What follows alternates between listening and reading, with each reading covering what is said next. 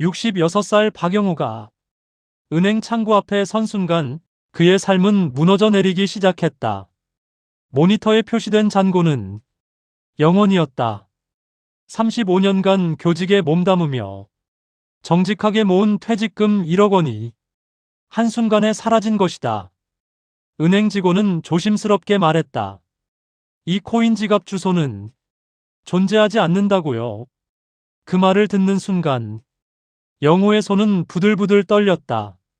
민재가 직접 관리해준다고 했는데 아내의 제자였던 그 청년이 국가보증 상품이라고 했는데 손에 쥔 휴대폰이 울렸다. 문자 한 통이었다. 박 선생님, 죄송합니다. 이제 연락하지 마세요. 보낸 사람은 민재. 영호는 그제야 깨달았다. 자신이 믿었던 모든 것이 거짓이었다는 사실을. 더 충격적인 건 경찰 조사 결과였다. 사기법인의 대표이사 이름이 아내 이은희로 등록되어 있었던 것이다. 그들 부부는 피해자인 동시에 가해자가 되어버렸다. 하지만 진짜 반전은 따로 있었다. 민재는 단순한 사기꾼이 아니었다. 그럼 지금부터 무슨 특별한 사연이 있었는지 바로 시작해 보겠습니다. 안녕하세요. 저는 박영호라고 합니다. 올해 66살이고요. 경기도 평택에서 35년간 국어교사로 일했습니다. 교직에 있으면서 제가 가장 자랑스럽게 생각했던 건 단 한 번도 불의에 타협하지 않았다는 거예요. 학생들한테도 늘 정직이 최고의 가치라고 가르쳤죠. 그런데 지금 제가 여러분께 들려드릴 이야기는 그런 제가 얼마나 어리석었는지를 보여주는 이야기입니다. 퇴직한 건 작년 2월이었어요. 정년까지 꽉 채워서 마지막 날 직원들이 꽃다발을 안겨주고 축하해줬죠. 교장 선생님은 제 손을 꽉 잡으며 말씀하셨어요. 박 선생, 고생 많았어요. 이제 편하게 사세요. 퇴직금은 정확히 1억 300만 원이었습니다. 35년 노동의 대가였죠. 통장에 찍힌 숫자를 보면서 저는 아내한테 말했습니다. 여보, 우리 이제 좀 편하게 살 수 있겠어. 아내 은희는 미소를 지었어요. 그녀도 20년 넘게 미술학원을 운영하면서 고생이 많았거든요. 당신 수고했어요. 이제 우리 여행이나 다니면서 살아요. 저희 부부는 자식이 없었어요. 젊었을 때 너무 바빠서 아이 갖는 걸 미뤘는데 어느새 나이가 들어버렸죠. 그래서 노후 준비가 더 중요했습니다. 연금하고 퇴직금으로 조용히 살 계획이었어요. 퇴직하고 한 달쯤 지났을 때였습니다. 은희가 운영하는 미술학원에 갔다가 젊은 남자를 만났어요. 30대 초반쯤 돼 보이는 단정한 인상의 청년이었죠. 은희가 소개했습니다. 여보, 민재예요. 제 제자였는데 지금은 디지털 아트 쪽에서 일하고 있대요. 민재는 공손하게 인사했어요. 선생님, 안녕하세요. 진짜 뵙고 싶었습니다. 선생님 덕분에 제가 미술을 계속할 수 있었거든요. 그의 말투는 정중했고 눈빛은 맑았어요. 첫인상이 정말 좋았습니다. 그날 저희는 학원 근처 카페에서 차를 마셨어요. 민재는 자기 이야기를 들려줬죠. 저 고등학교 때 집안 형편이 안 좋아서 미술을 거의 포기할 뻔했어요. 그때 선생님이 재료비도 지원해 주시고 격려도 많이 해주셔서요. 지금 제가 이 일을 하는 건 다 선생님 덕분입니다. 은희는 뿌듯한 표정이었어요. 민재가 원래 실력이 좋았어. 지금은 뭐 하고 있다고 했지? 저는 디지털 아트 플랫폼 회사에서 일해요. NFT 아시죠? 그림을 디지털로 거래하는 거요. 요즘 블록체인 기술이랑 결합해서 엄청 발전하고 있어요. 블록체인이요? 저는 잘 모르는데 민재는 친절하게 설명했습니다. 쉽게 말하면 디지털 장부예요. 한번 기록되면 절대 조작할 수 없는 기술이죠. 그래서 안전하고요. 요즘은 미술 작품도 이걸로 거래해요. 신기하네요. 그날 대화는 거기서 끝났어요. 민재는 자주 학원에 들렀고 저희 부부와도 친해졌습니다. 한 달에 두세 번씩은 같이 식사를 했죠. 그는 항상 공손했고 저희를 잘 챙겼어요. 어느 날 저녁이었습니다. 민재가 진지한 표정으로 말을 꺼냈어요. 선생님, 혹시 요즘 재테크 같은 거 하세요? 아니, 그냥 은행 예금만 하지. 요즘 은행 금리가 너무 낮잖아요. 1년에 2% 정도밖에 안 되는데 물가 상승률보다 낮아요. 그렇긴 한데 주식은 무섭고. 민재는 고개를 끄덕였어요. 저도 그렇게 생각해요. 그래서 요즘 은퇴하신 분들한테 딱 맞는 상품이 나왔거든요. 무슨 상품인데? 아트코인이라고 해요. 미술 작품을 디지털 자산으로 만들어서 거래하는 건데요. 정부에서 시범 사업으로 진행하는 거예요. 정부에서요? 네. 한국디지털예술진흥원이라는 곳에서 관리하고요. 문화체육관광부 산하 기관이에요. 은퇴자 대상으로 특별 혜택도 있고요. 그 말을 듣는 순간 제 귀가 솔깃했어요. 정부 기관이라는 말 때문이었죠. 민재는 다음에 만났을 때 두꺼운 서류 봉투를 가져왔습니다. 제목이 한국디지털예술진흥원 투자 안내서였어요. 표지에는 태극 마크가 선명하게 찍혀 있었고요. 이게 안내 책자예요. 선생님, 한번 보세요. 저는 첫 페이지를 넘겼습니다. 거기엔 문화체육관광부 장관 명의의 인사말이 있었어요. 우리나라 디지털 예술 산업을 육성하기 위해 블록체인 기반 아트코인 플랫폼을 출시한다는 내용이었죠. 다음 페이지에는 사업 개요가 적혀 있었습니다. 사업명은 K아트코인이고요. 정부 보증으로 안정성이 확보되어 있대요. 연 수익률은 8에서 12% 정도고요. 8에서 12%요? 은행보다 훨씬 높네요. 네, 그래서 요즘 은퇴자분들 사이에서 인기가 많아요. 저희 회사에서도 이거 관련 업무를 하거든요. 은희가 옆에서 말했어요. 민재 말이 맞는 것 같아. 요즘 예금만 하면 돈이 안 불어나잖아. 저도 그 생각은 했었죠. 하지만 조심스러운 마음도 있었습니다. 근데 코인이라는 게 위험하다고 들었는데. 민재가 고개를 저었어요. 선생님, 비트코인 같은 거 말씀하시는 거죠? 그건 맞아요. 가격 변동이 심하니까요. 근데 이건 달라요. 정부가 가격을 안정화시켜요.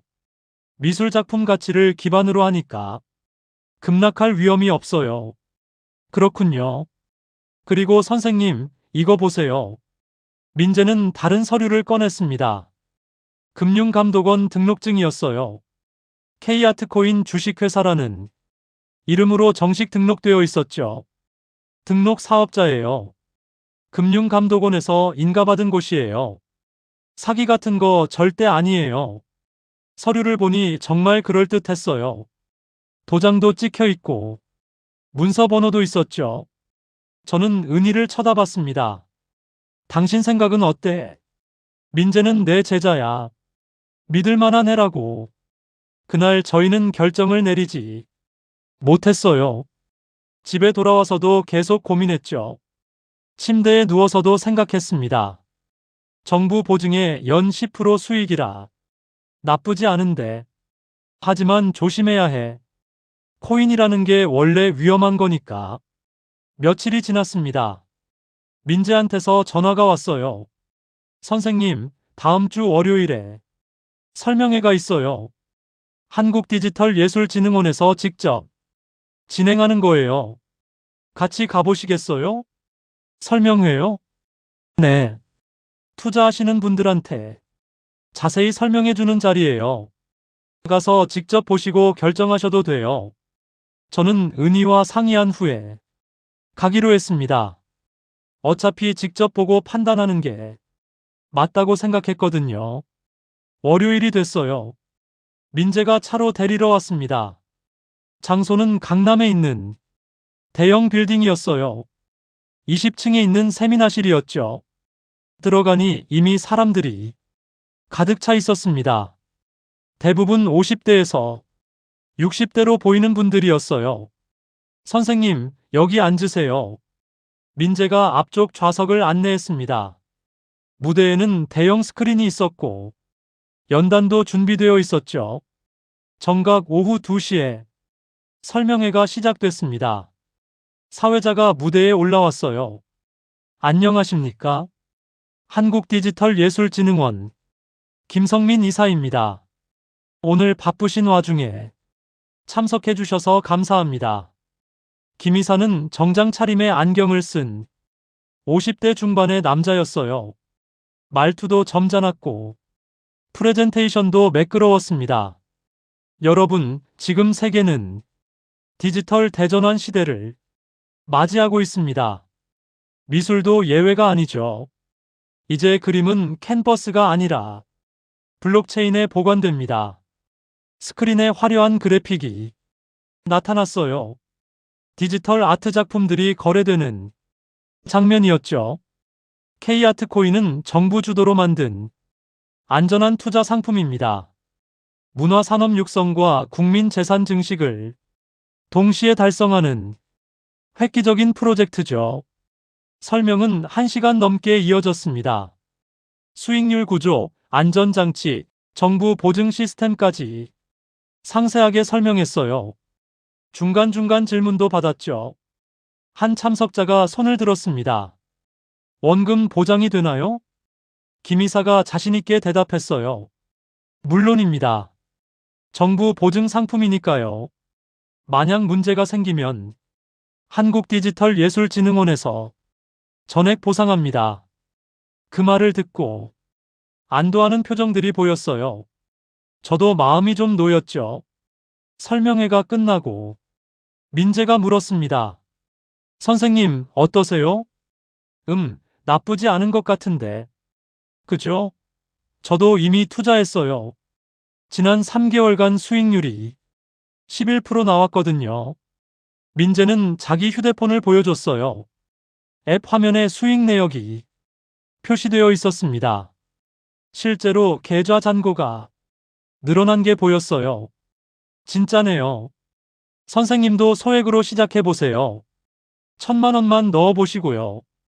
좋으면 더 넣으시면 되잖아요. 그 말이 설득력 있게 들렸습니다. 소액으로 시작한다면 위험 부담도 적을 테니까요. 집에 돌아와서 은희와 진지하게 이야기했어요. 여보, 어떻게 생각해? 나도 봤잖아. 정부에서 하는 거면 믿을 만한 것 같아. 민재도 직접 투자하고 있다고 했고. 그래, 나도 그 생각이야. 일단 2,000만 원만 넣어볼까? 은희가 고개를 끄덕였습니다. 다음날 저는 민재한테 전화했어요. 민재야, 시작해보려고 해. 어떻게 하면 돼? 선생님, 좋은 결정하셨어요. 제가 지금 바로 갈게요. 1시간 후 민재가 집에 왔습니다. 노트북을 들고 왔더군요. 선생님, 먼저 회원 가입을 해야 해요. 여기 K아트코인 공식 사이트예요. 화면에는 그럴듯한 웹사이트가 떠 있었어요. 디자인도 깔끔했고 정부 로고도 선명했죠. 여기 개인정보 입력하시면 돼요. 이름, 주민등록번호, 전화번호요. 저는 시키는 대로 정보를 입력했습니다. 다음 단계에서 본인 인증을 했어요. 휴대폰으로 인증번호가 왔죠. 이제 계좌 연결하시면 돼요. 어느 은행 쓰세요? 신한은행인데. 민재는 화면을 조작하더니 계좌 입력창을 띄웠어요. 여기 계좌번호 넣으시고 비밀번호 설정하시면 끝이에요. 저는 조심스럽게 물었습니다. 이거 안전한 거 맞지? 민재가 웃었어요. 선생님, 걱정 마세요. 이거 정부 인증 사이트예요. 보안도 최고 수준이고요. 그의 확신에 찬 태도에 저는 안심했습니다. 계좌 정보를 입력하고 비밀번호를 설정했어요. 좋아요. 이제 입금만 하시면 돼요. 2천만 원 맞으시죠? 응, 그래. 저는 인터넷 뱅킹으로 2천만 원을 송금했습니다. 민재가 화면을 새로 고침하더니 말했어요. 입금 확인됐어요. 축하드립니다, 선생님. 이제 공식 투자자세요. 화면에는 제 계좌가 표시되어 있었어요. 잔고 2천만 원이 선명하게 보였죠. 이제 어떻게 되는 건데? 매일 오전 10시에 수익이 정산돼요. 앱으로도 확인하실 수 있어요. 여기 다운받으세요. 민재는 제 휴대폰에 앱을 설치해줬습니다. K아트코인이라는 이름이 앱이었어요. 로그인하니 제 계좌 정보가 똑같이 나타났습니다. 여기서 언제든지 확인하실 수 있어요. 출금도 가능하고요. 그렇구나. 고맙다, 민재야. 아니에요, 선생님. 제가 더 감사하죠. 선생님이 저를 믿어주셔서요. 민재가 돌아간 후 저는 계속 앱을 들여다봤어요. 신기했거든요. 내 돈이 디지털 코인으로 바뀌었다는 게. 다음날 아침 10시였습니다. 앱을 열어보니 잔고가 바뀌어 있었어요. 2010만 원. 하루 만에 10만 원이 늘었습니다. 여보, 이것 봐. 정말 올랐어. 은희도 놀란 표정이었어요. 진짜네. 하루에 10만 원이면 한 달이면 300만 원 정도 되겠네. 우리는 흥분했어요. 이 정도 수익률이면 정말 괜찮은 거니까요. 이틀째도 마찬가지였습니다. 잔고는 2020만 원이 됐어요. 민재한테 전화했습니다. 민재야, 정말 대단하구나. 이틀 만에 20만 원이 늘었어. 그렇죠? 제가 말씀드렸잖아요. 안정적이면서도 수익률이 좋다고요. 근데 이게 계속 이렇게 오르는 거야? 물론이죠. 정부 보증이니까요. 시장 상황에 따라 조금씩 달라질 순 있지만 기본적으로 상승 추세예요. 그날 저녁 은희와 저는 진지하게 이야기했어요. 여보, 이거 더 넣을까? 나도 그 생각 중이야. 예금으로 묶어놓은 돈이 5천만 원 있잖아. 그래, 그것도 옮겨볼까? 은희가 조심스럽게 말했어요. 근데 한꺼번에 다 넣으면 위험하지 않을까? 그건 맞는 말이야. 일단 2천만 원만 더 넣어보자. 다음날 저는 은행에 가서 정기예금을 해지했습니다. 2천만 원을 찾아서 바로 K아트코인 계좌로 송금했어요. 이제 총 4천만 원이 투자된 겁니다. 민재가 문자를 보냈어요. 선생님, 추가 입금 확인했습니다. 감사합니다. 수익률 더 좋아지실 거예요. 그렇게 일주일이 지났습니다. 제 계좌는 4,150만 원이 됐어요. 일주일 만에 150만 원 수익이었죠. 어느 날 민재가 다시 찾아왔습니다. 이번에는 더 두꺼운 서류 봉투를 들고 왔어요. 선생님, 좋은 소식이 있어요. 무슨 소식인데? VIP 투자자 프로그램이 시작됐어요. 5천만 원 이상 투자하신 분들한테만 제공되는 특별 혜택이에요. 특별 혜택이요? 네. 수익률이 더 높아져요. 기본 8%에서 12%로 올라가고요. 그리고 정부 보증 금액도 더 커져요. 민재는 서류를 펼쳤습니다. VIP 전용 투자 안내서였어요. 표지에는 금색으로 프리미엄이라고 적혀 있었죠. 이거 보세요. VIP 투자자는 월 수익률이 1%예요. 일반 투자자는 0.6%인데 VIP는 1%거든요.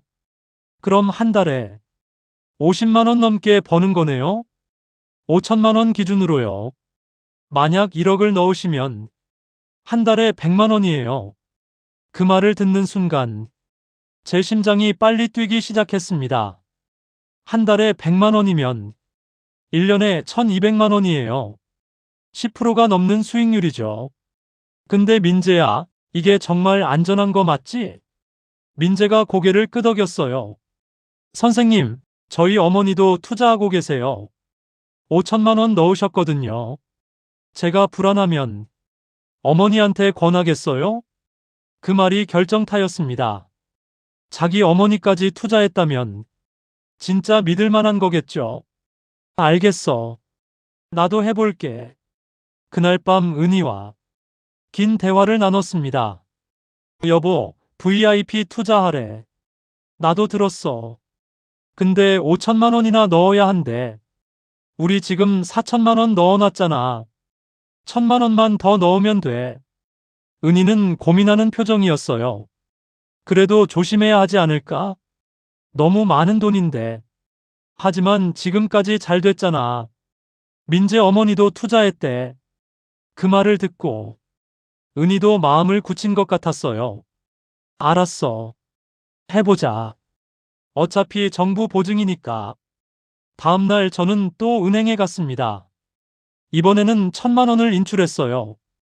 은행 직원이 물었습니다. 고객님, 큰 돈을 인출하시는데 혹시 무슨 용도인가요? 투자 좀 하려고요. 어떤 투자인지 여쭤봐도 될까요? 코인인데 정부 보증 상품이래요. 직원의 표정이 굳었습니다. 고객님, 죄송하지만 정부 보증 코인은 없습니다. 조심하세요. 아니, 한국디지털예술진흥원에서 하는 거라고요. 그런 기관 들어본 적 없는데요. 혹시 사기 아닐까요? 저는 짜증이 났어요. 이 직원이 뭘 안다고 이러는 거지. 아니에요. 제가 직접 확인했어요. 돈 주세요. 직원은 더 이상 말하지 않고 1천만 원을 내줬습니다. 저는 은행을 나오면서 혼잣말을 했어요. 뭘 안다고 사기래. 정부 기관인데. 지금 생각하면 그때 직원 말을 들었어야 했습니다. 하지만 그땐 민재에 대한 믿음이 너무 컸어요. 1천만 원을 추가로 입금했습니다. 이제 총 5천만 원이 들어간 거예요. 민재가 바로 전화를 걸어왔어요. 선생님, VIP 등록 완료됐어요. 축하드립니다. 고맙다, 민재야. 다음 주부터 새로운 수익률 적용돼요. 많이 기대하세요. 그날 밤 저는 설레는 마음으로 잠들었습니다.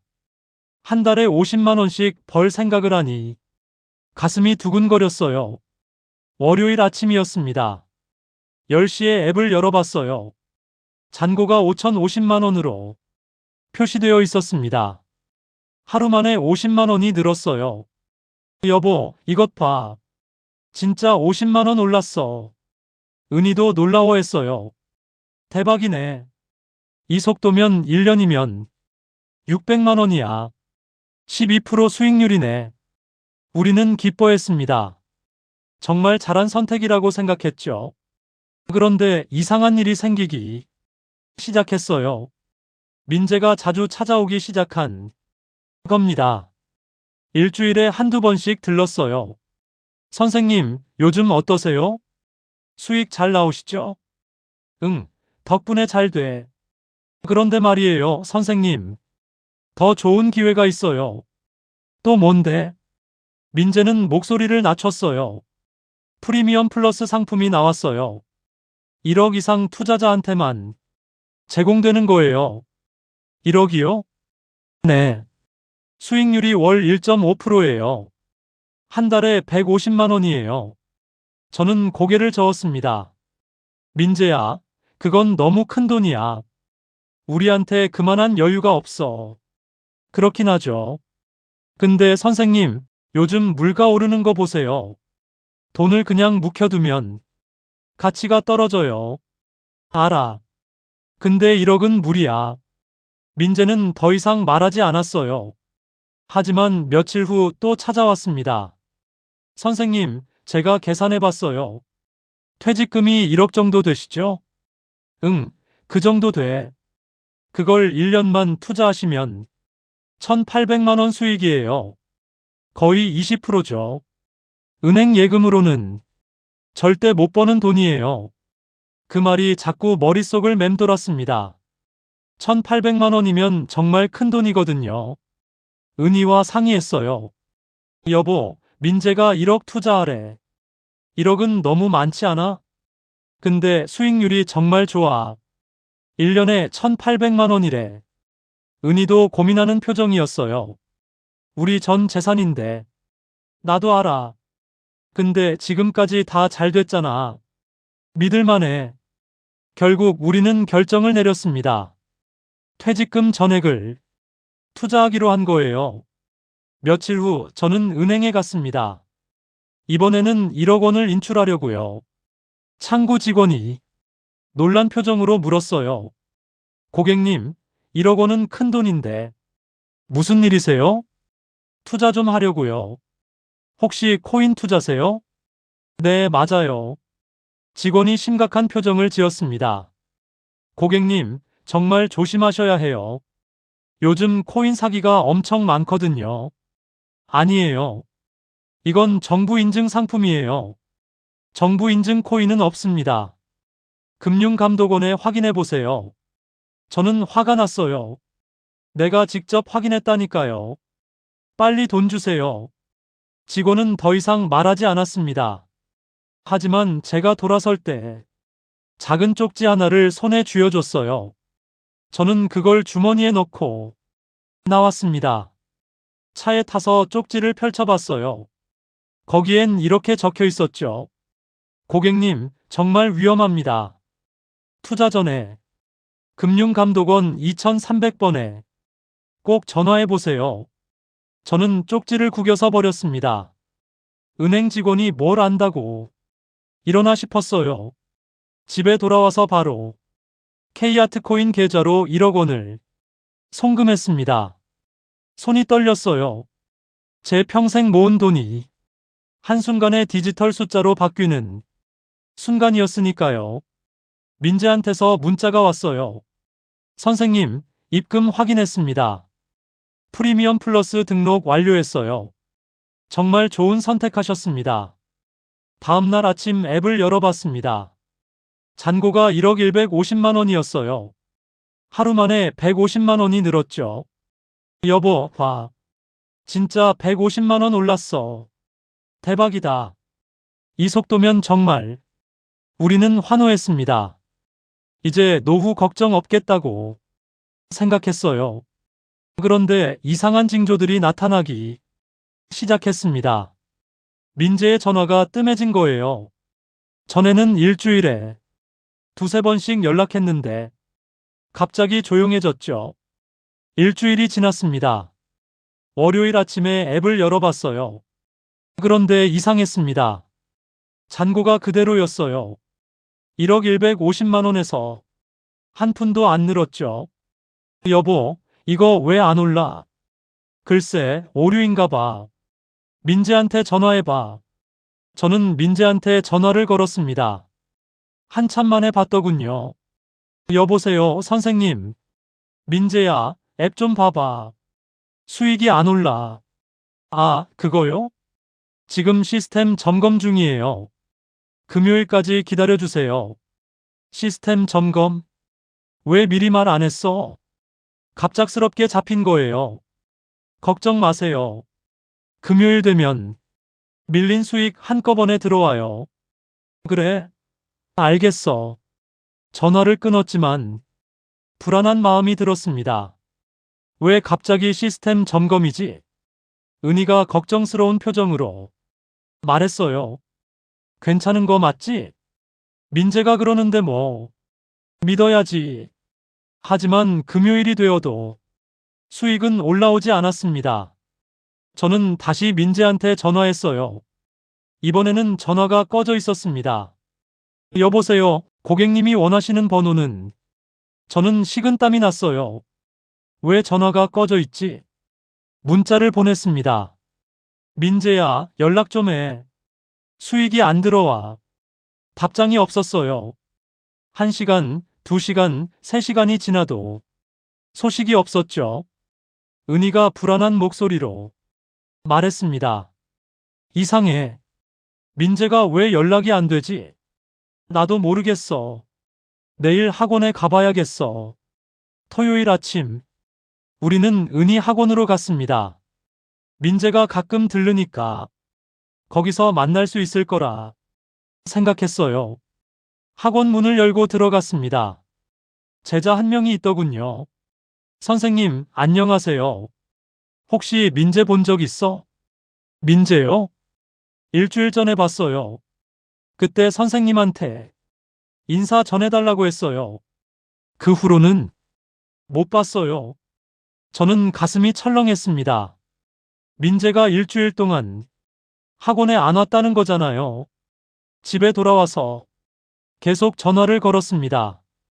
100번도 넘게 걸었을 거예요. 하지만 계속 꺼져 있었죠. 일요일이 됐습니다.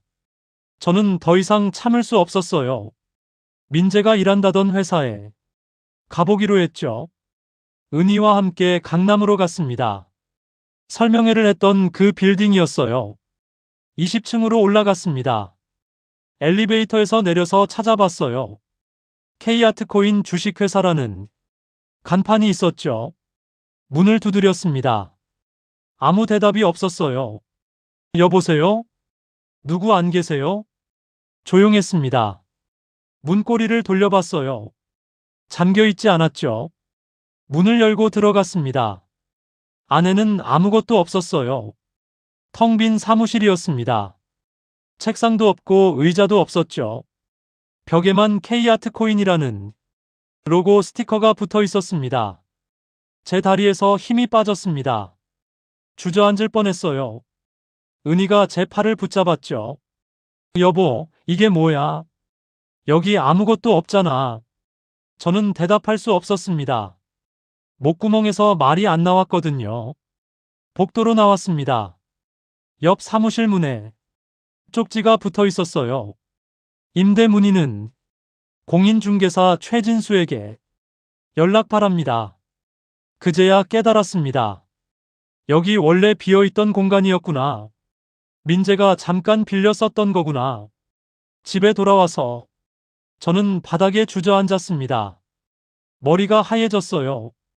1억 원이 사라졌다는 현실이 믿기지 않았죠. 은희가 울먹이는 목소리로 말했어요. 여보, 경찰에 신고해야 해. 그래야겠지. 저는 떨리는 손으로 112를 눌렀습니다. 경찰관이 전화를 받았어요. 네, 무슨 일이십니까? 사기를 당한 것 같습니다. 어떤 사기인가요? 코인 투자 사기요. 1억 원을 잃었어요. 알겠습니다. 가까운 경찰서로 오셔서 신고하세요. 다음 날 아침, 우리는 평택 경찰서로 갔습니다. 형사가 우리를 맞이했어요. 앉으세요. 자세히 말씀해 주세요. 저는 처음부터 끝까지 설명했습니다. 민재를 만난 것, K아트코인에 투자한 것, 수익이 나오다가 갑자기 사라진 것까지요. 형사는 노트에 메모하면서 들었습니다. 혹시 계약서 같은 거 있으세요? 아니요. 온라인으로 다 했어요. 그럼 송금 내역은요? 그건 있어요. 저는 핸드폰을 꺼내서 보여줬습니다. 5번에 걸쳐 송금한 내역이 찍혀 있었어요. 형사가 고개를 끄덕였습니다. 알겠습니다. 조사해 볼게요. 근데 선생님, 솔직히 말씀드리면 돈 찾기 힘들 수 있어요. 왜요? 이런 사기는 대부분 해외 계좌로 빼돌리거든요. 추적이 어려워요. 그 말을 듣는 순간 눈앞이 캄캄해졌습니다. 그래도 해보세요. 제발요. 최선을 다하겠습니다. 경찰서를 나오는데 다리에 힘이 없었어요. 은희가 제 팔을 붙잡고 걸었죠. 집에 돌아와서도 저는 멍하니 앉아 있었습니다. 텔레비전을 켜도 무슨 소리인지 들리지 않았어요. 그날 밤 민재한테서 문자가 왔습니다. 박 선생님, 정말 죄송합니다. 이제 연락하지 마세요. 저는 휴대폰을 바닥에 내던졌어요. 화면이 깨졌죠. 은희가 놀라서 달려왔습니다. 여보, 왜 그래? 저는 대답 대신 소리를 질렀어요. 그 개자식이 사과 문자를 보냈어. 죄송하다고. 1억을 가지고 튀면서 죄송하다고. 은희도 울기 시작했습니다. 우리 부부는 그날 밤 서로 부둥켜 안고 울었어요. 다음 날부터 제 일상은 무너졌습니다. 밥맛도 없고 잠도 안 왔어요. 계속 생각했죠. 어떻게 이럴 수가 있나. 민재를 그렇게 믿었는데. 일주일이 지났습니다. 형사한테서 연락이 왔어요.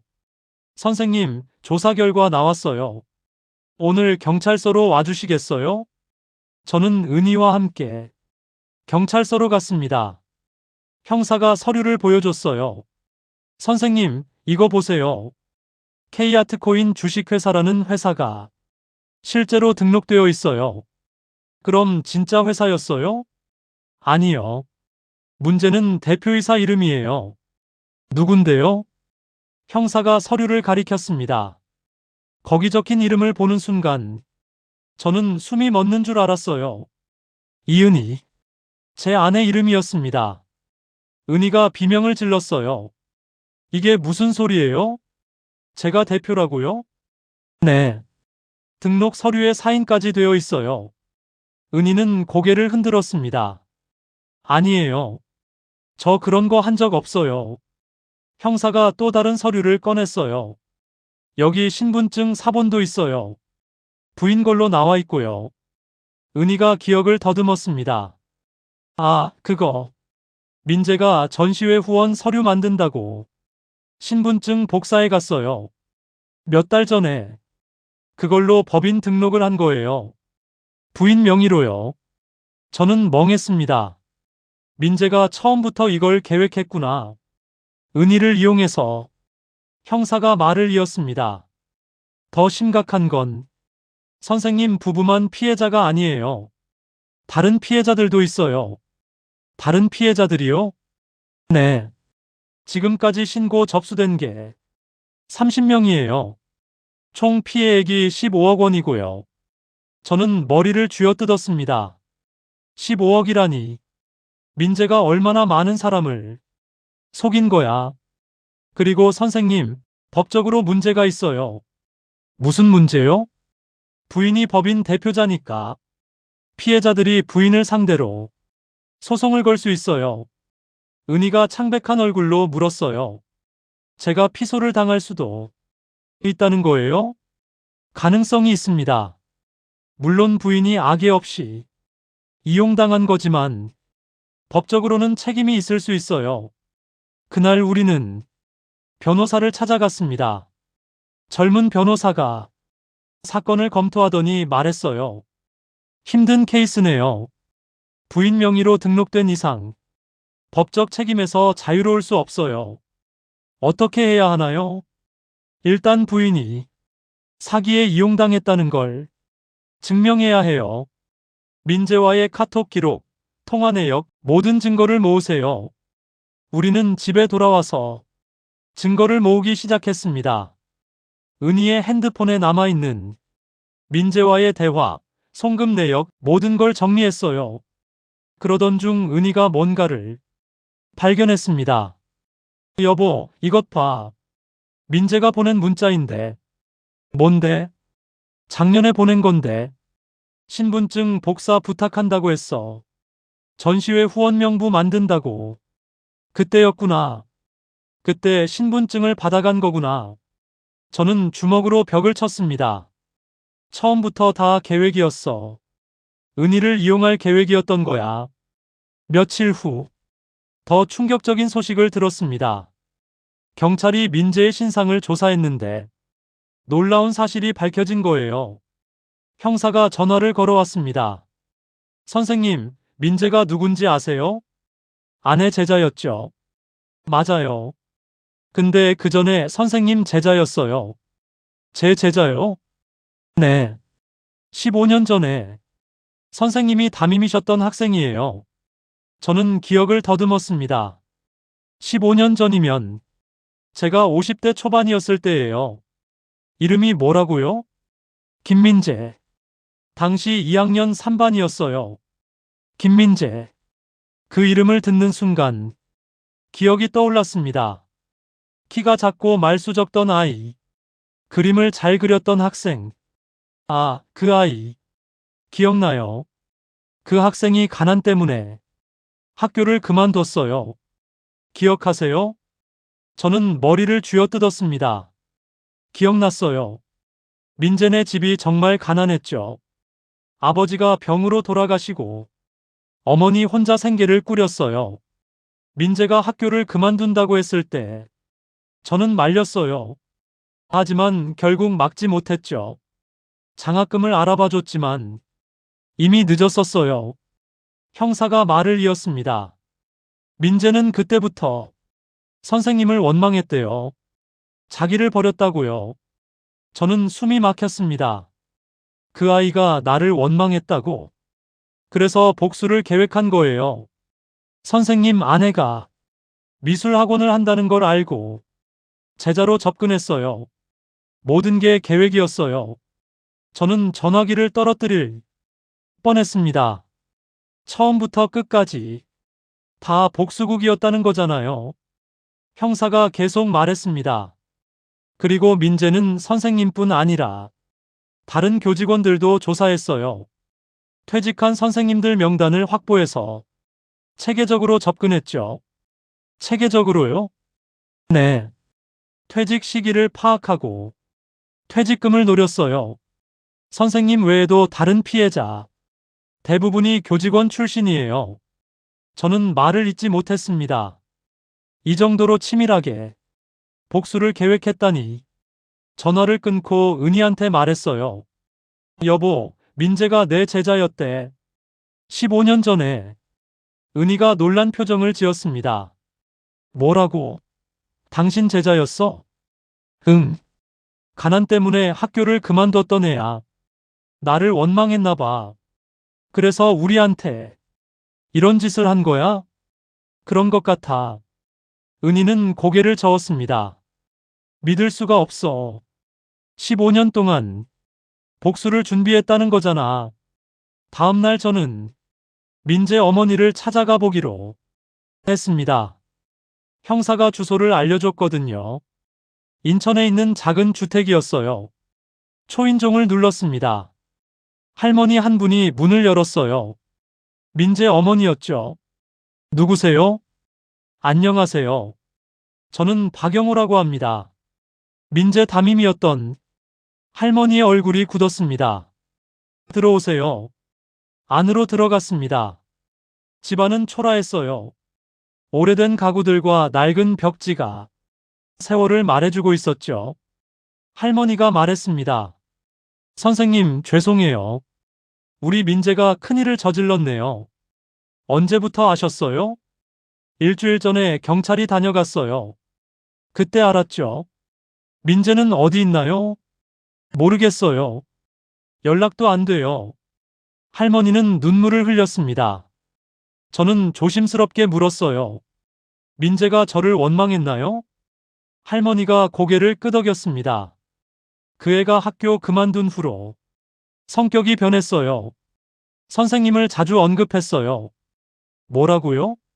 선생님이 자기를 버렸다고, 도와주지 않았다고. 저는 가슴이 아팠습니다.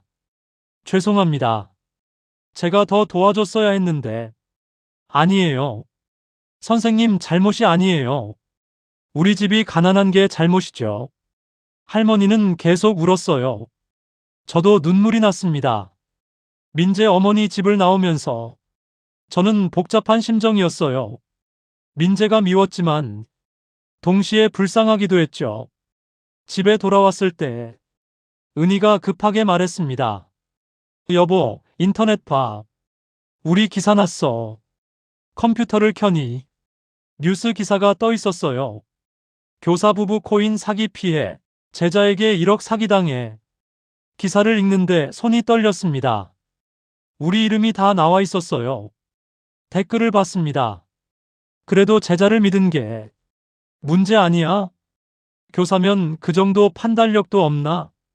1억을 한꺼번에 넣다니 어이없네. 저는 컴퓨터를 껐습니다. 더 이상 볼 수 없었어요. 다음 날부터 주변 시선이 달라졌습니다. 동네 사람들이 쑥덕거렸어요. 저 사람들 코인 사기당했대. 1억이나 날렸다면서. 교사였는데 그것도 모르나. 저는 외출하기가 무서워졌습니다. 사람들 눈을 마주치기가 두려웠어요.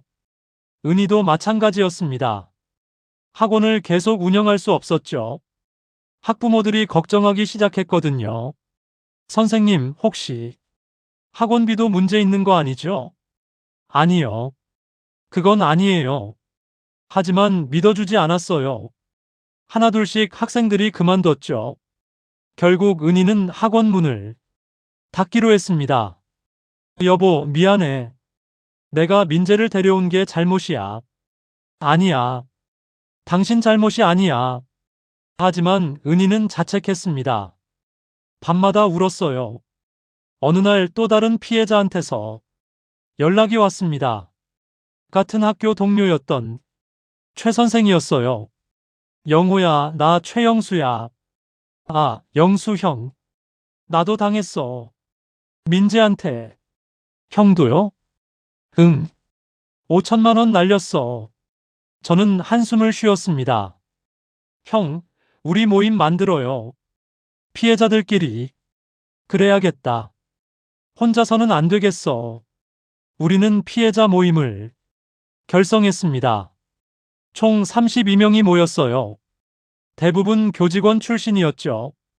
첫 모임 날이었습니다. 다들 억울한 표정으로 모였어요. 제가 말했습니다. 여러분, 우리가 돈만 잃은 게 아니에요. 명예도 잃었고 신뢰도 잃었어요. 하지만 포기하면 안 돼요. 한 피해자가 물었습니다. 어떻게 해야 하죠? 민재를 찾아야 해요. 경찰만 기다리면 안 돼요. 우리는 자체적으로 조사를 시작했습니다. 민재의 흔적을 찾기 시작한 거예요. 최 선생이 아는 IT 전문가를 소개해줬습니다. 김대리라는 젊은 친구였어요. 선생님들, 제가 도와드릴게요. 민재가 남긴 디지털 흔적을 찾아볼게요. 김대리는 노트북을 열고 작업을 시작했습니다. 선생님, K아트코인 웹사이트 주소 아세요? 네, 여기요. 저는 저장해둔 주소를 알려줬어요. 김대리가 뭔가를 입력하더니 말했습니다. 이 사이트 서버가 해외에 있네요. 싱가포르요. 그럼 민재가 거기 있나요? 아니요. 서버만 거기 있는 거예요. 본인은 다른 곳에 있을 수 있어요. 김대리는 계속 작업했습니다. 1시간쯤 지나자 뭔가를 발견한 듯 말했어요. 선생님, 이거 보세요. 송금 내역 추적했는데 돈이 여러 계좌로 분산됐어요. 여러 계좌요? 네. 차명 계좌를 여러 개 만들어서 돈을 쪼갰어요. 그런데 흥미로운 게 있어요. 뭔데요? 최종적으로 돈이 모이는 계좌가 하나 있어요. 여기요. 화면을 보니 최종 계좌 정보가 떠 있었습니다. 이 계좌로 최근에 코인을 사고 팔았어요. 아직도 활동 중이에요. 그럼 민재가 아직도 돈을 쓰고 있다는 거네요? 네. 그리고 이 거래 기록 보면 한국에서 접속했어요. 민재가 아직 한국에 있다는 얘기잖아요. 가능성이 높아요. 저는 즉시 형사한테 전화했습니다. 형사님, 새로운 정보가 있어요. 뭔데요? 민재가 아직 한국에 있는 것 같아요. 계좌 활동이 계속되고 있대요. 정보 보내주세요. 확인해 볼게요. 우리는 김대리가 정리한 자료를 경찰에 전달했습니다. 며칠 후 형사한테서 연락이 왔어요. 선생님, 좋은 소식이에요. 무슨 소식이요? 민재 위치를 특정했어요. 인천 송도에 있어요. 정말요? 네. 지금 감시 중이에요. 곧 체포할 겁니다. 저는 피해자 모임에 이 소식을 전했습니다. 다들 기뻐했어요. 드디어 잡히는구나. 꼭 잡혀야 해. 이틀 후였습니다. 형사한테서 전화가 왔어요. 선생님, 민재 체포했습니다. 정말요? 네. 인천공항에서 출국하려다 잡혔어요. 출국이요? 싱가포르행 비행기 타려고 했어요. 현금 5억 원 들고 있었고요. 저는 안도의 한숨을 쉬었습니다. 다행이다. 늦지 않았구나. 언제 볼 수 있나요? 내일 조사 있어요. 오시겠어요? 네, 가겠습니다. 다음날 저는 은희와 함께 경찰서로 갔습니다. 피해자 몇 명도 같이 왔어요. 조사실 밖에서 기다리고 있었습니다. 문이 열리고 민재가 나왔어요. 수갑을 찬 채였죠. 민재는 저를 봤습니다. 순간 눈이 마주쳤어요. 그의 눈빛은 차갑고 무표정했습니다. 미안함이나 후회 같은 건 전혀 보이지 않았어요. 저는 다가가서 물었습니다. 민재야, 왜 이랬어? 왜 우리한테 이런 짓을 했어? 민재가 비웃었습니다. 선생님이 그때 절 버렸잖아요. 내가 널 버렸다고?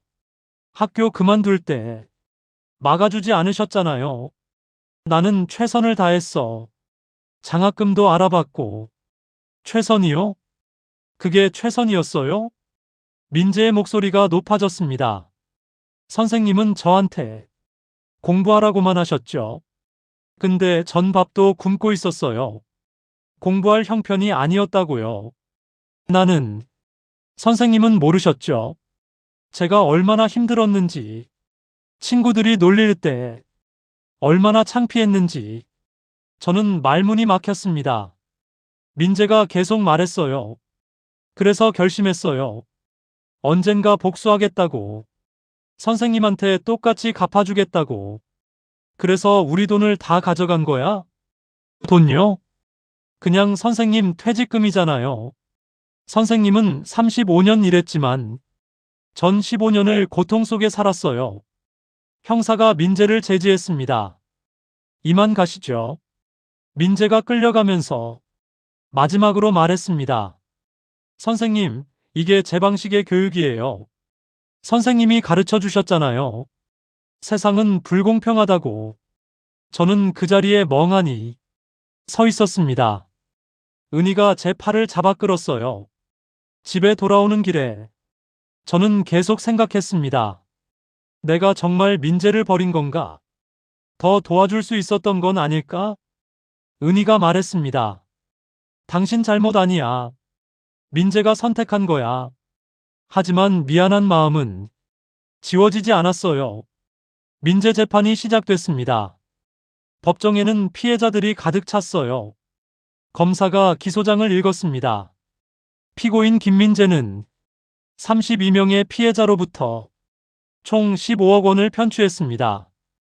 계획적이고 조직적인 범행이었으며 재판은 2시간 넘게 이어졌습니다. 증인 신문도 있었어요. 제가 증인석에 섰습니다. 증인은 피고인을 15년 전에 가르쳤다고요? 네, 맞습니다. 어떤 학생이었나요? 조용하고 성실한 학생이었습니다. 그림을 잘 그렸어요. 가난했나요? 네. 집안 형편이 어려워서 결국 학교를 그만뒀습니다. 증인이 도와주지 않았나요? 장학금을 알아봤지만 이미 늦었습니다. 변호인이 끼어들었습니다. 증인, 피고인이 얼마나 힘들었는지 알고 계셨나요? 어느 정도는 알았습니다. 그런데도 학교를 그만두게 내버려뒀나요? 저는 대답하지 못했습니다. 변호인이 계속 물었어요. 증인, 대답해 주세요. 최선을 다했습니다. 최선이요? 피고인은 그때 굶고 있었습니다. 그걸 아셨나요? 저는 고개를 숙였습니다. 몰랐습니다. 증인석에서 내려올 때 다리가 후들거렸습니다. 은희가 제 손을 잡아줬어요. 다음은 민재 차례였습니다. 피고인석에 선 민재는 담담한 표정이었어요. 판사가 물었습니다. 피고인, 범행을 인정하나요? 네, 인정합니다. 동기가 뭡니까? 복수였습니다. 복수요? 15년 전 저를 버린 사람들에게 똑같이 갚아주고 싶었습니다. 판사가 서류를 넘겼습니다. 피고인은 피해자들을 체계적으로 조사했군요. 네. 퇴직 시기를 파악하고 접근했습니다. 후회하지 않나요? 민재가 잠시 침묵했습니다. 그러고는 말했어요. 후회하지 않습니다. 이게 제가 할 수 있는 유일한 방법이었으니까요. 법정이 술렁거렸습니다. 판사가 조용히 하라고 망치를 두드렸어요. 재판이 끝나고 우리는 복도에 모였습니다. 최 선생이 말했어요. 저 친구 정말 후회가 없네. 복수만 생각하다 인생을 망쳤어. 저는 아무 말도 하지 못했습니다. 한 달 후 선고 공판이 열렸습니다. 판사가 판결문을 읽었어요. 피고인 김민재에게 징역 7년을 선고합니다. 민재는 무표정하게 판결을 들었습니다. 판사가 말을 이었습니다. 피고인은 신뢰를 악용했습니다. 가장 잔인한 건 돈이 아니라 마음을 훔친 것입니다. 피고인이 과거에 힘들었던 것은 이해하지만 그것이 범죄의 정당화 이유가 될 수는 없습니다. 민재가 끌려나갔습니다. 그 모습을 보며 저는 복잡한 심정이었어요. 법정을 나오는데 민재 어머니가 저를 붙잡았습니다. 선생님, 죄송해요. 정말 죄송해요.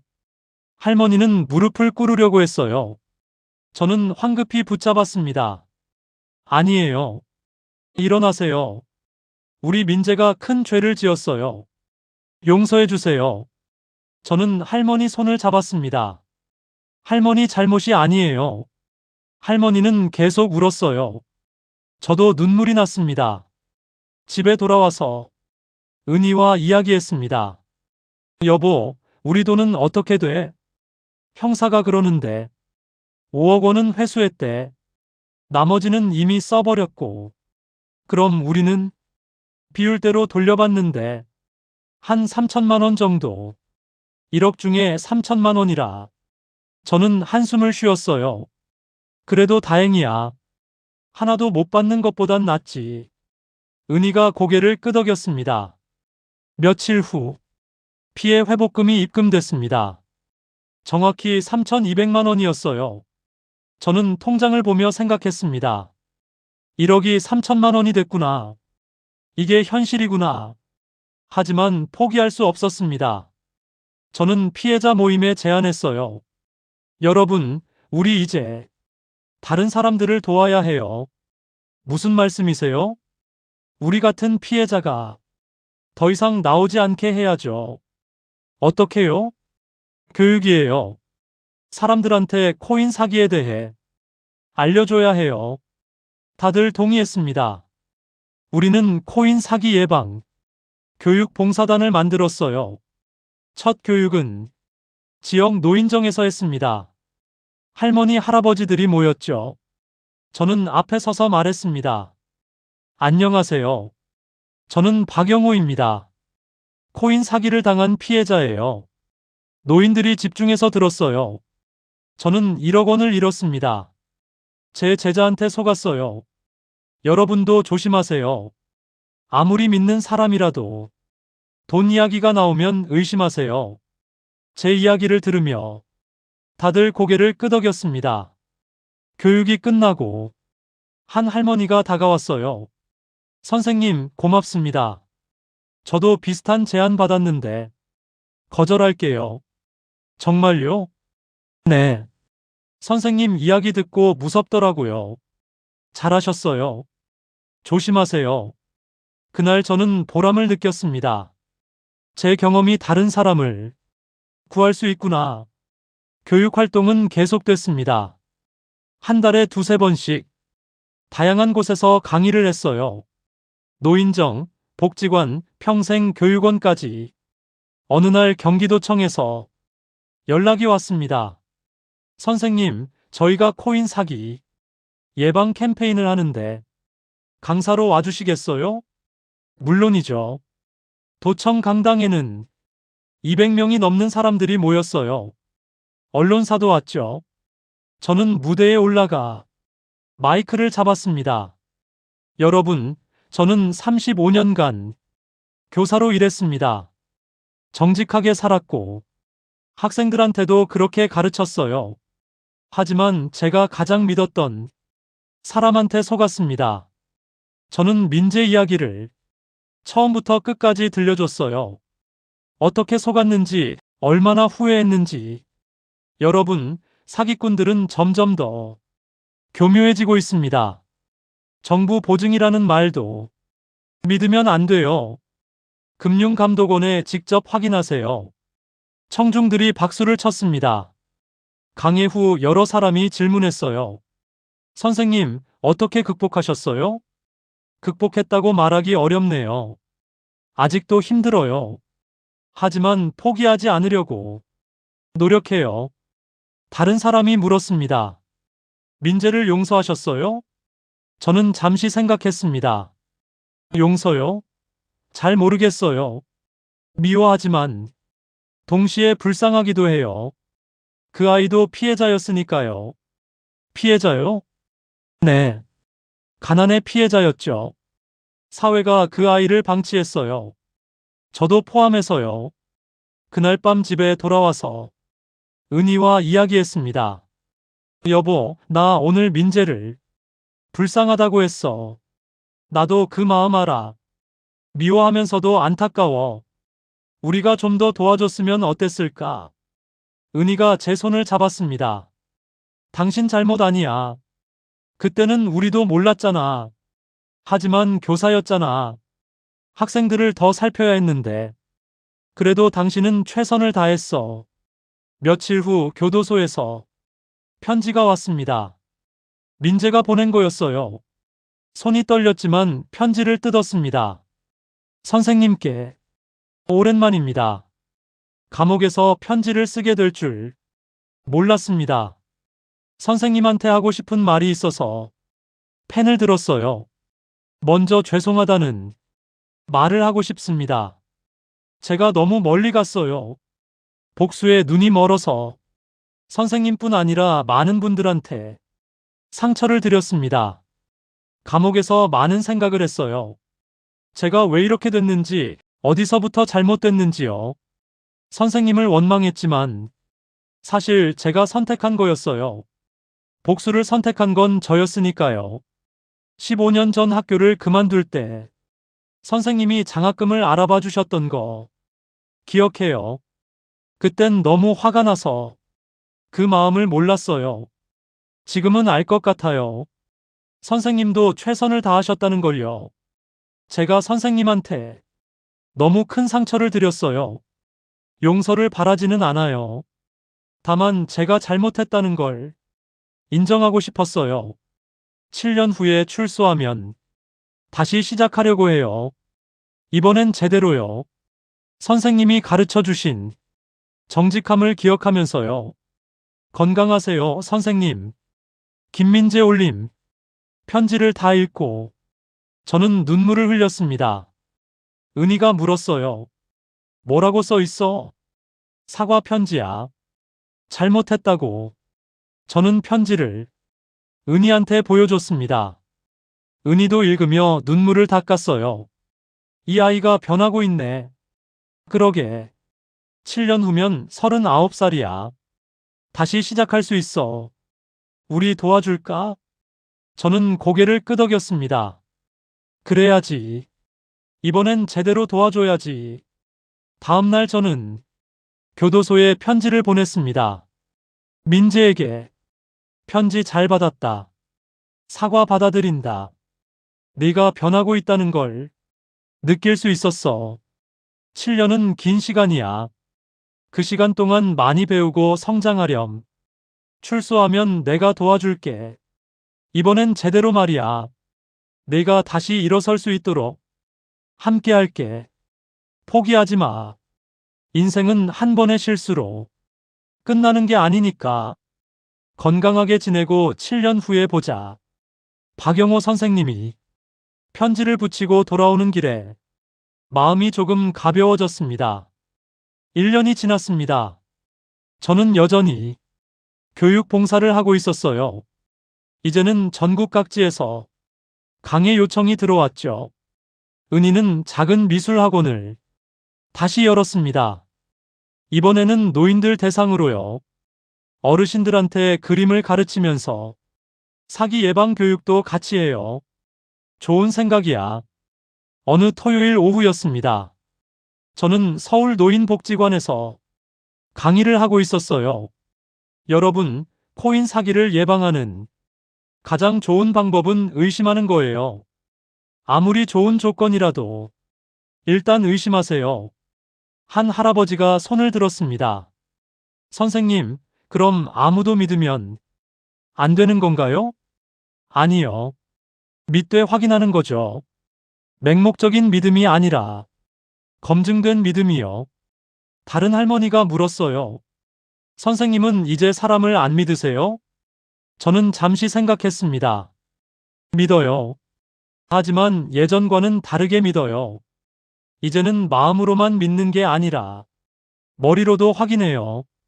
강의가 끝나고 한 남자가 다가왔습니다. 50대 중반쯤 돼 보이는 분이었어요. 선생님, 감사합니다. 덕분에 사기를 막았어요. 정말요? 네. 일주일 전에 비슷한 제안을 받았는데 선생님 유튜브 영상을 보고 거절했어요. 다행이네요. 선생님 덕분에 5천만 원 지켰어요. 정말 감사합니다. 그 말을 들으니 보람을 느꼈습니다. 제 경험이 헛되지 않았구나. 집에 돌아오는 길에 형사한테 전화가 왔어요. 선생님, 좋은 소식이에요. 무슨 소식이요? 민재가 나머지 피해 금액을 변제하겠대요. 어떻게요? 감옥에 있는데 출소 후에 일해서 갚겠다고 변제 계획서를 제출했어요. 정말요? 네. 10년 동안 매달 100만 원씩 갚겠대요. 저는 감동했습니다. 민재가 정말 변하고 있구나. 집에 와서 은희한테 말했어요. 여보, 민재가 돈 갚겠대. 정말? 어떻게? 출소 후에 일해서 10년 동안 갚겠다고. 은희도 놀란 표정이었어요. 그 아이가 정말 달라졌네. 그러게. 사람은 변할 수 있나 봐.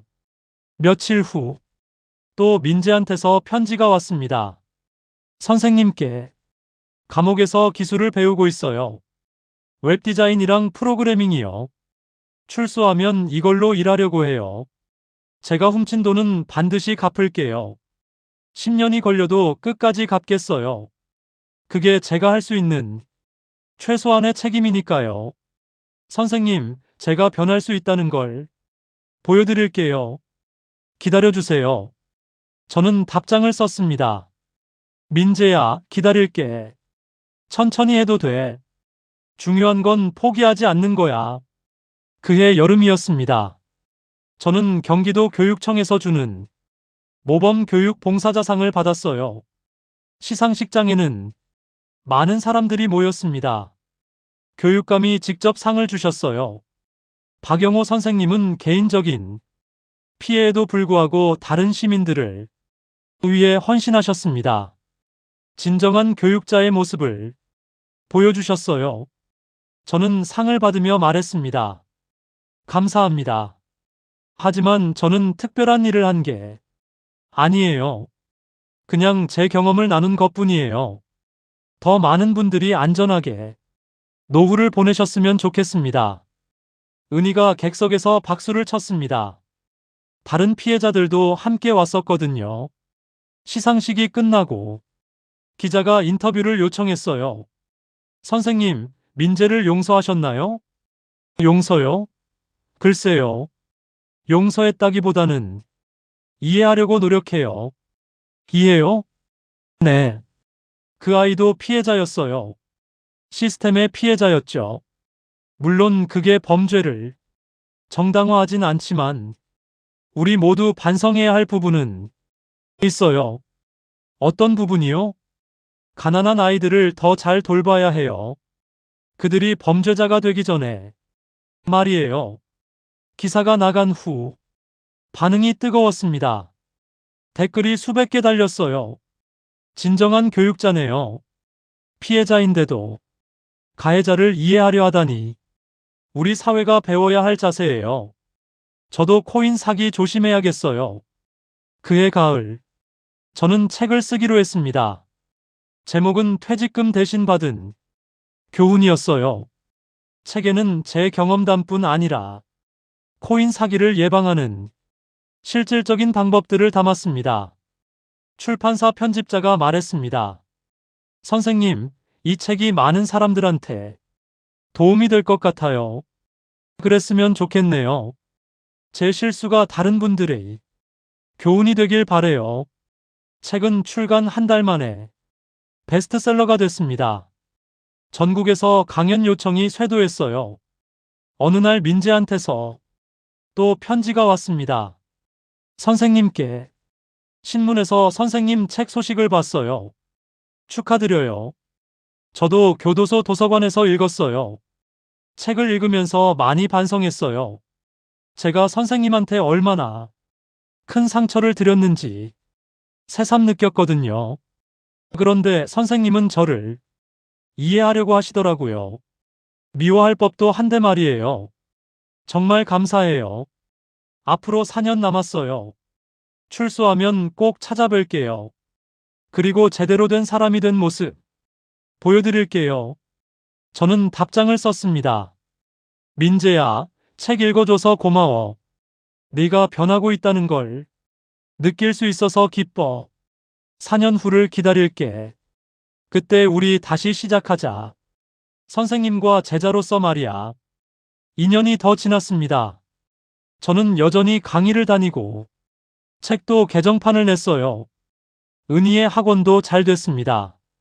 노인 학생들이 30명이 넘었죠. 어느 봄날이었습니다. 교도소에서 연락이 왔어요. 선생님, 김민재 수감자가 모범수로 선정됐어요. 1년 감형됩니다. 정말요? 네.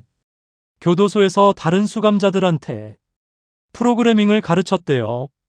그 말을 듣고 저는 기뻤습니다. 민재가 이제 다른 사람을 가르치고 있구나. 드디어 그날이 왔습니다. 민재 출소일이었어요. 저와 은희는 교도소 앞에서 기다렸습니다. 문이 열리고 민재가 나왔습니다. 6년 만이었죠. 민재는 많이 변해 있었어요. 더 성숙해 보였고 눈빛도 달랐습니다. 선생님, 민재야. 우리는 포옹했습니다. 민재가 울먹였어요. 죄송해요, 선생님. 정말 죄송해요. 이제 됐어. 다 지나간 일이야. 은희도 다가왔습니다. 민재야, 이제 새로 시작하자. 네, 선생님. 우리는 식당으로 갔습니다. 민재가 좋아하던 된장찌개를 시켰죠. 식사하면서 민재가 말했습니다. 선생님, 저 취직했어요. 정말? 네. 웹디자인 회사인데 교도소에서 배운 기술로 면접 봤어요. 잘 됐네. 축하해. 그리고 선생님, 변제 계획대로 다음 달부터 매달 100만 원씩 갚을게요. 천천히 해도 돼. 아니에요. 약속이에요. 반드시 지킬게요. 그날 저녁 민재를 집까지 데려다 줬습니다. 어머니가 기다리고 계셨죠. 할머니는 민재를 보자마자 울음을 터뜨렸어요. 민재야. 어머니. 모자가 포옹하는 모습을 보며 저도 눈물이 났습니다. 집에 돌아오는 차 안에서 은희가 말했습니다. 여보, 잘 끝난 것 같아. 그래. 오랜 시간이 걸렸지만 우리가 잃은 돈은 다시 못 찾지만 민재를 되찾은 것 같아. 나도 그래. 그게 더 중요한 것 같아. 그날 밤 저는 일기를 썼습니다. 오늘 민재가 출소했다. 6년 전 1억 원을 잃었을 때는 세상이 끝난 줄 알았다. 하지만 지금 돌아보니 돈보다 더 중요한 걸 배웠다. 신뢰는 쉽게 주는 게 아니라 검증해야 한다는 것. 하지만 동시에 사람은 변할 수 있다는 것도 배웠다. 민재가 그걸 증명해줬다. 앞으로도 교육봉사를 계속할 것이다. 더 많은 사람들이 사기를 당하지 않도록, 그리고 민재처럼 잘못을 뉘우친 사람들이 다시 일어설 수 있도록 도울 것이다. 1년 후 저는 민재를 제 강의에 초대했습니다. 민재야, 내 강의에서 내 이야기를 해줄래? 제가요? 응. 내가 어떻게 잘못됐는지, 그리고 어떻게 변했는지 말이야. 민재는 고민하다가 고개를 끄덕였습니다. 알겠어요. 해볼게요. 강의 날이었습니다. 200명이 넘는 청중 앞에서 저는 민재를 소개했어요. 오늘은 특별한 분을 모셨습니다. 과거에 사기를 저질렀지만 지금은 변화한 김민재 씨입니다. 민재가 무대에 올라왔습니다. 떨리는 목소리로 말하기 시작했어요. 안녕하세요. 저는 김민재입니다. 여러분께 부끄러운 고백을 하려고 합니다. 민재는 자신의 이야기를 솔직하게 털어놨습니다. 어떻게 범죄를 저질렀는지, 감옥에서 무엇을 깨달았는지. 저는 복수에 눈이 멀어 많은 분들한테 상처를 드렸습니다. 그게 얼마나 잘못된 선택이었는지 지금은 알아요. 돈을 다 갚기까지 8년 남았지만 포기하지 않을 거예요. 그게 제가 할 수 있는 최소한의 책임이니까요. 청중들이 박수를 쳤습니다. 강의가 끝나고 여러 사람이 민재에게 다가와 격려했어요. 용기 내줘서 고마워요. 당신 이야기가 감동적이었어요. 민재는 눈물을 흘렸습니다. 저는 그의 어깨를 두드렸죠. 잘했어, 민재야. 그날 저녁 우리 셋은 함께 저녁을 먹었습니다. 민재가 말했어요. 선생님, 저 다음 달에 결혼해요. 정말? 축하해. 선생님들 오시겠어요? 당연하지. 결혼식 날이었습니다. 작은 예식장이었지만 따뜻한 분위기였어요. 신부는 같은 회사에서 일하는 웹디자이너였습니다. 민재가 소개했죠. 제 아내 수진이에요. 제 과거를 다 알고도 저를 받아준 사람이에요. 수진이 웃으며 인사했습니다. 선생님들 이야기 많이 들었어요. 정말 감사드려요. 예식이 끝나고 민재가 저를 불렀습니다. 선생님, 이거 받아주세요. 민재는 봉투를 내밀었어요. 안에는 1,000만 원이 들어있었습니다. 이게 뭐야? 변제금이에요. 10개월치요. 결혼 전에 모았어요.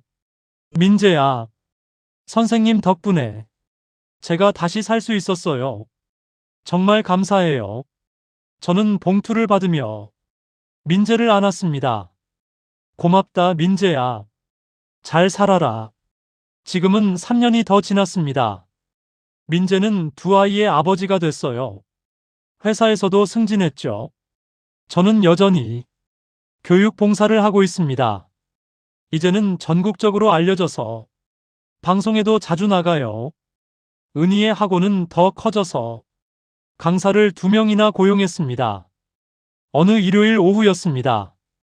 민재 가족이 우리 집에 놀러 왔어요. 아이들이 뛰어노는 모습을 보며 저는 은희한테 말했습니다. 여보, 우리 잘 견뎌냈어. 그러게. 힘들었지만 이겨냈네. 돈은 잃었지만 더 소중한 걸 얻었어. 뭐? 믿음이야. 진짜 믿음 말이야. 은희가 제 손을 잡았습니다. 민재가 아이들과 놀아주는 모습을 보며 저는 생각했습니다. 6년 전 1억 원을 잃었을 때는 인생이 끝난 줄 알았다. 하지만 지금 보니 그게 새로운 시작이었다. 저는 더 많은 사람들을 돕게 됐고, 민재는 새 삶을 살게 됐다. 물론 아직도 가끔 후회된다. 그때 좀 더 조심했더라면, 은행 직원 말을 들었더라면. 하지만 후회만 하고 살 순 없다. 앞으로 나아가야 한다. 기술은 계속 발전하고, 사기 수법도 진화한다. 하지만 변하지 말아야 할 것이 있다. 바로 사람의 양심이다. 그리고 잘못을 뉘우치고 다시 일어서려는 용기다. 저는 오늘도 강의를 준비한다. 한 명이라도 더 많은 사람을 사기로부터 지키기 위해, 그리고 민재처럼 잘못된 길로 간 사람들이 돌아올 수 있도록 손을 내밀기 위해. 해가 저물고 민재 가족이 돌아갔다. 문 앞에서 민재가 말했다. 선생님, 다음 달에도 올게요. 그래, 기다릴게.